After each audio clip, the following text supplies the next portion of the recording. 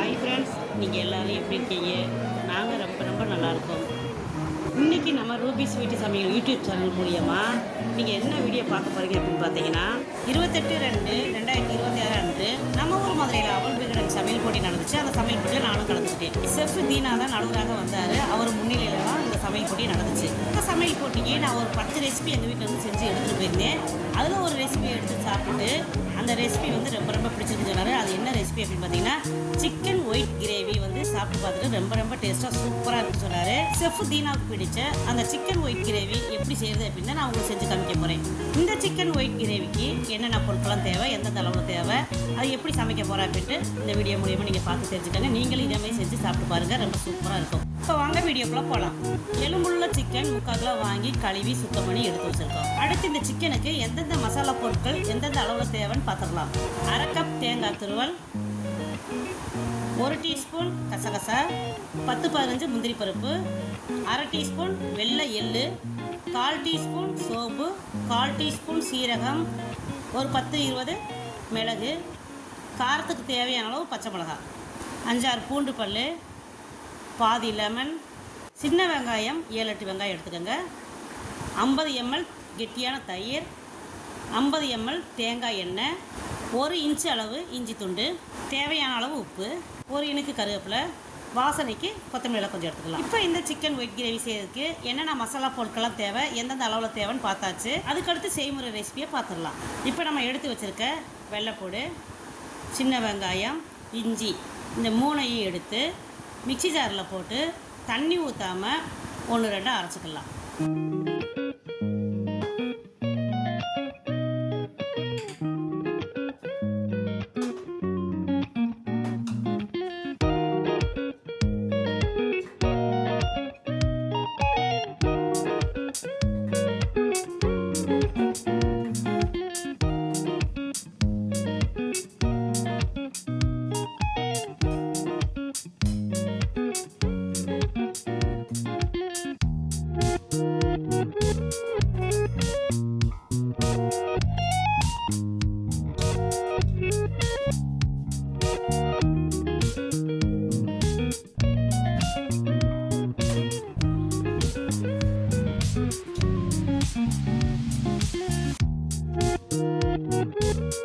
இப்போ பாருங்கள், சின்ன வெங்காயம், வெள்ளைப்பூடி, இஞ்சி 3ஐயும் தண்ணி ஊற்றாமல் 1-2 அரைச்சி எடுத்தாச்சு. இதை தூக்கி ஒரு ஓரமாக வச்சிடலாம். அதுக்கடுத்து நம்ம இந்த சிக்கன் கிரேவிக்கு தேவையான அளவு பச்சை மிளகா எடுத்துருக்கோம். அவங்கவுங்க காரத்துக்கு தேவையான அளவு நீங்கள் எடுத்துக்கோங்க. நான் வந்து ஒரு 5-6 பச்சை மிளகா எடுத்திருக்கேன். இந்த 5-6 பச்சை மிளகாவை 2ஆக வகுந்து அதில் உள்ள விதையை மட்டும்தான் எடுக்கணும், தோல் வேண்டாம்.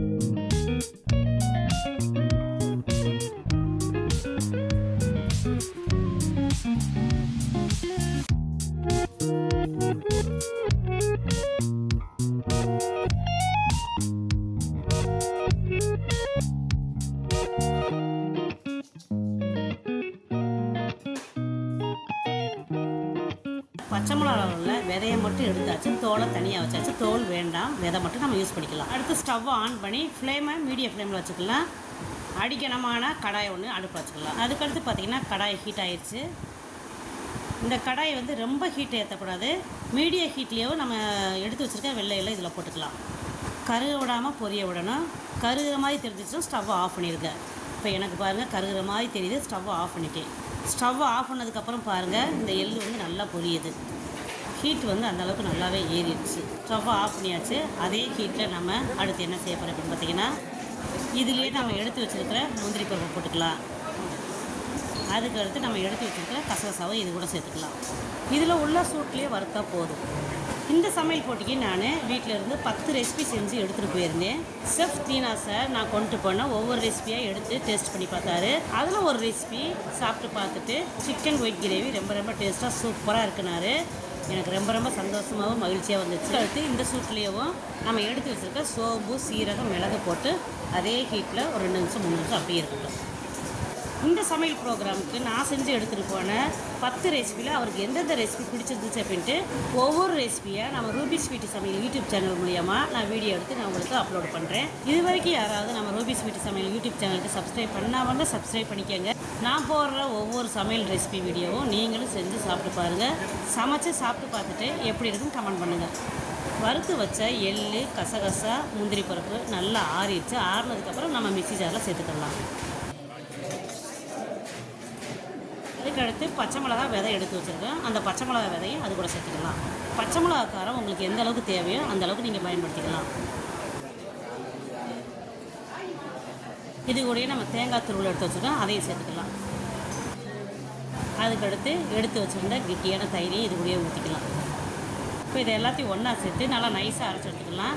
தண்ணி பத்தலைன்னா இன்னும் கொஞ்சம் தண்ணி சேர்த்துக்கோங்க. அப்படி இல்லாட்டி நீங்கள் தயிர் கூட கொஞ்சம் சேர்த்துக்கலாம், அது உங்களுடைய விருப்பம். இப்போ பாருங்கள் நல்லா நைஸாக அரைச்சி எடுத்தாச்சு. நான் தண்ணி தான் ஊற்றி நல்லா நைஸாக அரைச்சி எடுத்துருக்கேன். நீங்கள் தயிர் சேர்க்குறப்ப புளிப்பில்லாத கெட்டியான தயிராக சேர்த்துக்கோங்க.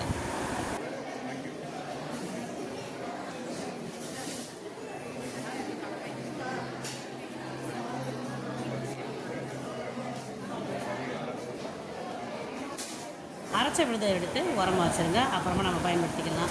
ஸ்டவ் ஆன் பண்ணி மீடியம் ஃப்ளேமில் வச்சும் குக் பண்ணுறது ரொம்ப நல்லது. ஃப்ளேமை நான் மீடியம் ஃப்ளேமில் வச்சுருக்கேன். அடிக்கணமான பாத்திரத்தை அடுப்பு வச்சுக்கலாம். நம்ம எடுத்து வச்சுருந்த தேங்காய் எண்ணெயை 3/4 ஊற்றிக்கலாம். ஒரு 1/4 எண்ணெயை நம்ம எடுத்து வச்சிடலாம். மிச்ச எண்ணெய் லாஸ்ட்டாக தேவைப்படும், அப்போ பயன்படுத்திக்கலாம்.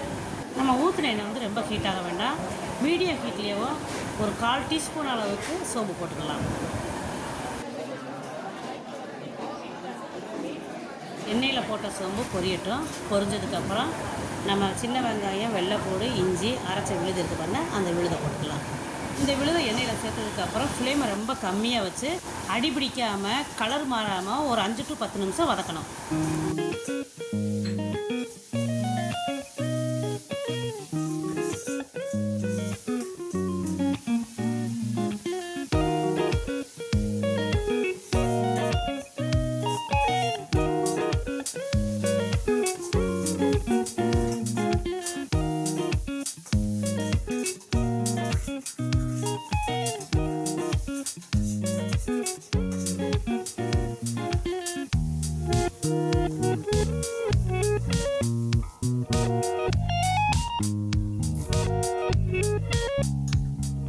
நிமிஷம் கழிச்சு நம்ம எடுத்து வச்சிருந்த கருவேப்பிலை இது கூட சேர்த்துக்கலாம்.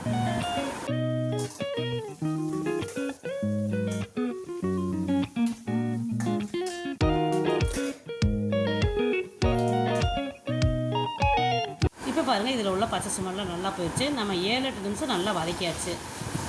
நம்ம சுத்தம் பண்ணி வச்சுருக்க சிக்கனையும் இது கூட சேர்த்து ஒரு 5-6 நிமிஷம் நல்லா வதக்கிடலாம்.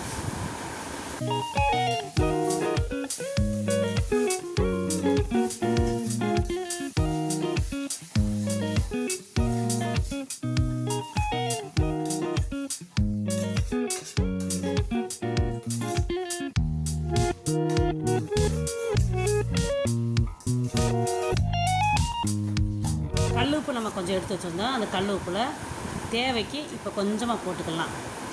மிச்சம் உப்பு இருக்கட்டும். அப்புறமா நம்ம தேவைப்படுறப்ப எந்த அளவுக்கு தேவையோ அந்த அளவுக்கு நம்ம உப்பு சேர்த்துக்கலாம். இப்போ தண்ணியே சுத்தமாக ஊற்றலைங்க. இதை ஒரு 5-6 நிமிஷம் நல்லா வதக்கி விட்டுக்கலாம்.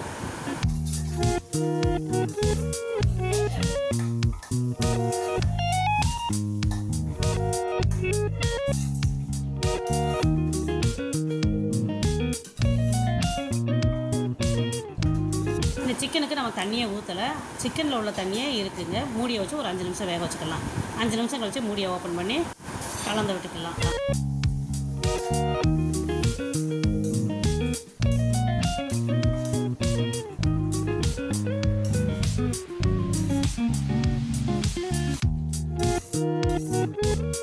மறுபடியும் இந்த சிக்கனை ஒரு மூடி வச்சு நம்ம மூடி வச்சிடலாம். ஒரு 5 நிமிஷம் வேகட்டும்.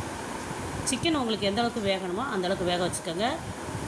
இப்போ 5 நிமிஷம் கழித்து நம்ம மூடியை ஓப்பன் பண்ணியாச்சு. சுத்தமாகவே நம்ம தண்ணி ஊற்றல, சிக்கனில் உள்ள தண்ணியே இந்த அளவுக்கு தண்ணி இருக்குங்க.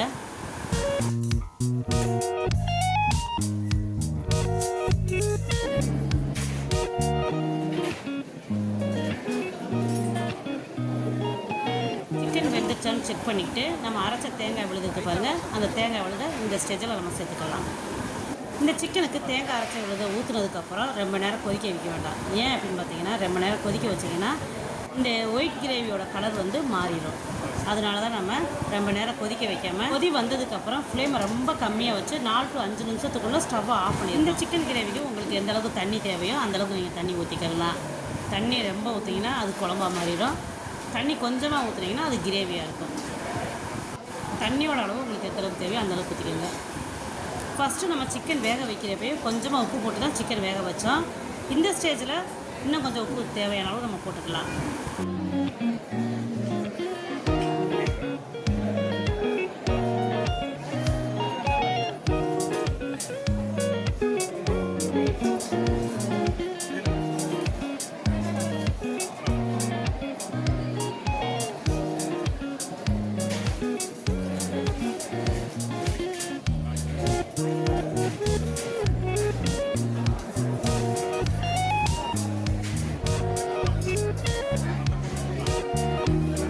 கிரேவி கொதி வர வரைக்கும் நம்ம மூடி வச்சுக்கலாம்.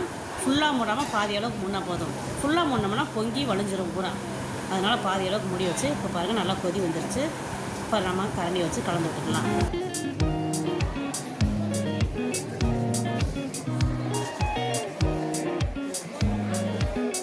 இந்த ஸ்டேஜில் கொஞ்சமாக எடுத்து கையில் ஊற்றி உப்போட அளவு கரெக்டாக இருக்குன்னு செக் பண்ணிக்கோங்க.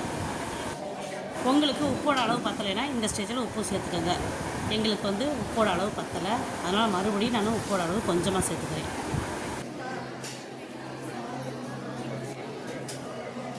உப்பு போட்டதுக்கப்புறம் கரண்டி வச்சு கலந்து விட்டுறலாம்.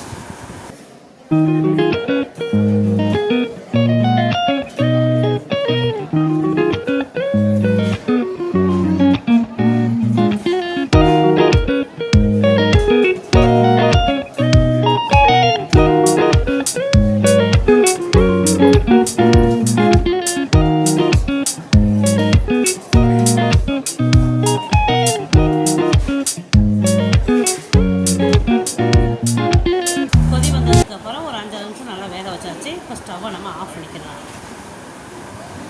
மசாலா பொருட்களில் உள்ள பச்சை வாசனையும் நல்லா போயிடுச்சு. சிக்கன் கிரேவி சூப்பராக ரெடி ஆயிடுச்சு. ஸ்டவ்வை ஆஃப் பண்ணதுக்கப்புறம் நம்ம எடுத்து வச்சுருந்த தேங்காய் எண்ணெயை இதில் ஊற்றிக்கலாம். அதுக்கடுத்து பார்த்திங்கன்னா பாதி லெமன் எடுத்து வச்சுருந்தோம். அந்த பாதி லெமனில் ஒரு 5-6 சொட்டு லெமன் சாறை இதில் ஊற்றிக்கலாம்.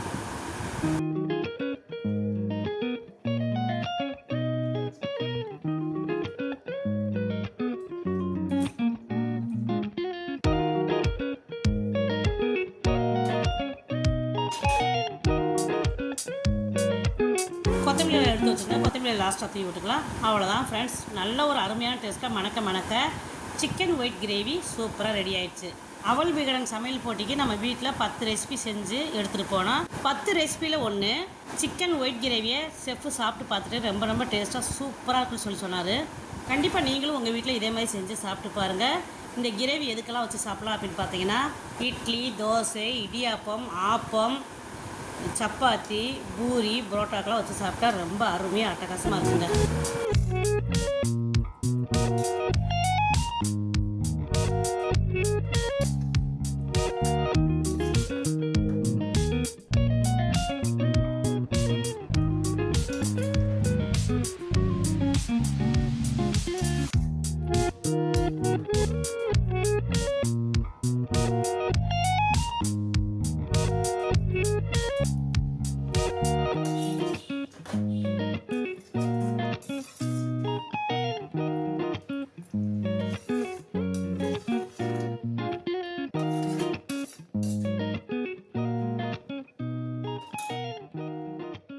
இந்த வீடியோ பிடிச்சிருந்தா லைக் பண்ணுங்கள், ஷேர் பண்ணுங்கள். இது வரைக்கும் நம்ம ரூபி ஸ்வீட் சமையல் யூடியூப் சேனலுக்கு சப்ஸ்கிரைப் பண்ணாமல் இருந்தால் சப்ஸ்கிரைப் பண்ணிக்கங்க. மீண்டும் சந்திப்போம். நன்றி, வணக்கம்.